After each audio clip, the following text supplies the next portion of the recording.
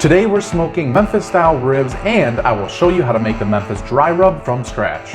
If you were to go to a restaurant in Memphis, you'd most likely be getting these loin back ribs, otherwise known as baby back ribs. So today we are definitely gonna be smoking some of these baby back ribs, but I also wanna show you guys how to make these in the form of spare ribs also, just in case if you go to the store and they don't have baby back ribs, they only have these, or if these are cheaper and you wanna save some money, I'm your guy. I'm here to show you how to make them both ways. Every time I buy a rack of ribs from the store, the first thing I do is get some paper towels and wipe off those factory juices. Some people prefer to rinse it, but I'm still breathing and I just wipe it off. Next up, we have to do a little trim work on these ribs. My goal here is to remove as much excess fat as possible. These won't render down and will be grizzly and not edible when we're done cooking. Fat, when rendered properly, gives great flavor, so we don't want to remove too much of it. These also came with the membrane removed, so we don't have to worry about that. Now it's time to apply our seasoning. I have no idea how heavy or light they coat the ribs in Memphis. I have heard they don't use a traditional all-purpose rub as a base layer with a second layer of a barbecue rub. So since we're not gonna do that base layer, I'm gonna put on a nice thick coating of this rub.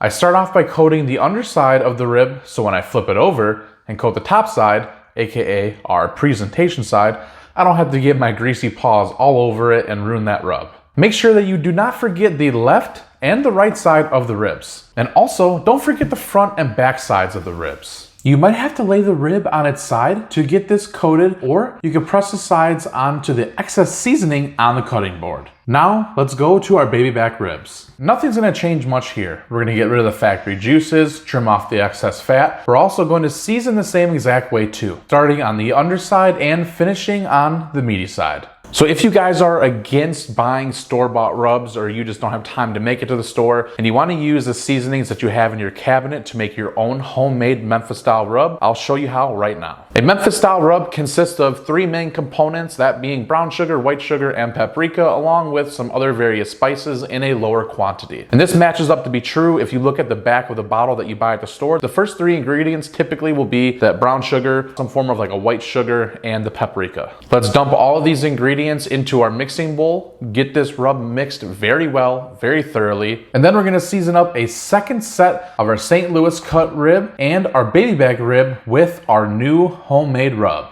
We have our 4 racks of ribs. These ones right here are the ones that have the bottled seasonings, and then these ones right here are the ones that I made. Now if you look, these ones turned out to be a lot more red in color. Don't know exactly why. They both had some time to kind of sweat out. Very curious to see how they're gonna turn out, but for now, let's get them on the smoker. Today we are doing 250 degrees using hickory pellets by Bear Mountain Barbecue. If you want some, I got a link in the description. So when we put these on the smoker, we wanna make sure that we have the meat side facing up and the bones facing down. And I'm gonna straighten out the racks the best that I can, because how they lay on the smoker is how they're gonna cook. On the right side, I have my homemade rub. On the left side, I have my store-bought rub. We're gonna let these ride for approximately 90 minutes. We'll come back out at that point and check on them. We are now at the 90-minute mark on these Memphis style ribs. We're at the point in our cook now where the ribs have the seasoning fully set on. It means that our bark is starting to form, and we wanna prevent the skin, the outside layer, from really drying out. I'm using 50-50 apple cider vinegar and apple juice. The vinegar has a higher smoke point, which will keep our ribs moist longer, but mixing in that juice is gonna add in some of that sweet flavor, and it has sugars on it, so it's gonna help really caramelize the outside. So now we're gonna open up our smoker, and as you guys can see, we have a rub fully set on there. None of it's coming off. Time to get a good spray on there. And I'm gonna get these bad boys nice and moist. Oh yeah, look at this color. Now you see, these ones are turning out a lot more red. So that's leading me to believe that I use more paprika than the store brand. I don't know what their ratios were or how they did them, but I'm sure they're both gonna turn out awesome. We'll be back out in 1 hour. It is the 2.5 hour mark. We're gonna open up our smoker, check them out, probably spray them. Up goes the lid. Starting to get some really good color on these. These are definitely drying out a lot. So what I'm gonna do is I'm gonna give these a nice spray. Number 1. Number 2 is gonna get a nice spray. We're gonna move on to these. Now these are getting pretty dry too. Only 2.5 hours in. We probably still got a good couple hours to go. Maybe not on this little guy over here. This little guy will probably be the first one done. All right, that's it. There's nothing to it other than just giving it a spray. This is the boring part of barbecue if you got a pellet grill. Just keep opening and shutting. We are now 3.5 hours into these Memphis style dry rub little ribbies. I already checked the temperature on them. They're hitting around that 160 to 170 range, which is typically when I would start to wrap ribs. But from the research that I've done online and from what I've seen other YouTubers do and say is that these actually don't get a wrap. If you were in Memphis at the restaurants, they just throw the rub on, throw them into the cooker, and let them go. Alrighty guys, here we go, and take a look at these. Wow, these are starting to look super nice. The ones that I made look way better than the ones that I got from Kroger. I'll make sure I have that recipe down in the description below so you can make it. There's none that I came up with on my own. I found a recipe online and I went with it. So I'll make sure I share that link down below with you guys and give them credit where credit's due. One more spray, 2 more sprays, and we're gonna shut it down for another hour.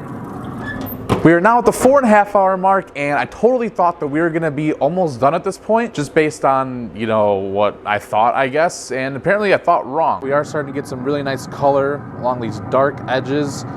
Starting to see the bones a little bit to pop out, so you know we're getting close and near to the end. I'm gonna come back out in about 1 hour and we'll see where we're at. So I skipped the 1 hour mark. We are actually now at about the 90-minute mark, so that puts us at a total time of 6 hours. A few of these are completely done, and then we still have to wait a few more minutes on the other 2. So what I did is I set my oven to 180 degrees. I'm gonna pull the 2 that are done right now, and then the remaining 2, I'm gonna let them finish out, so that way I could try these all hot and fresh, because you know that's how Nick's gotta have them, because he is fat and happy. All right, let's open this up, and as you guys can see, we are completely done in a few of these racks. This one right here is reading right at about 204. Yeah, that's definitely done. And then we got this one over here that's reading at about 201. That's done for me. I think we're gonna have to wait on this one. It's at 194. I don't know if you can see that in the video. This one's actually pulling up to be pretty much done. So we're just waiting on 1 rack of ribs right now. We're gonna let this one hang out here. So I don't know if you guys knew this or not. You don't really need meat gloves. You just have to be cool like me. Just use your bare hands. It's a gimmick. All those people are trying to make money off of you, trying to sell you things. It might be getting a little bit hot. Maybe I was wrong, but welcome to the favorite part of my video where I actually get to eat all of the yummy food that I just made. I already sliced these up, so now it's time to just pull the magic plate out from in front of me, and we're gonna begin. We're gonna start out with our little baby back from the store. Let's go. Wow. That came clean off the bone like butter. Like butter. That fat is rendered. It's just so juicy in your mouth. The fat's like, it's fat, right? So it's like oily. It gets all over your lips. The flavor is phenomenal. Store-bought, I don't care. That is amazing. Let's go ahead and try our St. Louis style cut rib. Coming clean off that bone, cooked just right. These are really good, guys. So right off the bat, I'm telling you, the flavors on here are incredible. I don't taste anything overpowering each other. Sometimes whenever I make the ribs and I wrap them in the foil and I put the butter and the brown sugar and all the extra stuff and put the sauce on them, sometimes it's just so much flavor going on that can't really tell what's happening. So let's go ahead and do the seasoning that I made. Starting out with the baby back ribs. What I do notice about these ribs, they definitely have a bit of spice to them because it called for cayenne in the recipe. Let me tell you what, this ain't bad. Pretty good. It just has a little bit more heat on it than that store-bought rub. So let's go with the St. Louis rib. Guys, I want you to check that out if you could see it in the video. That has beautiful color. I'm excited. I'm fat and happy. Let's go.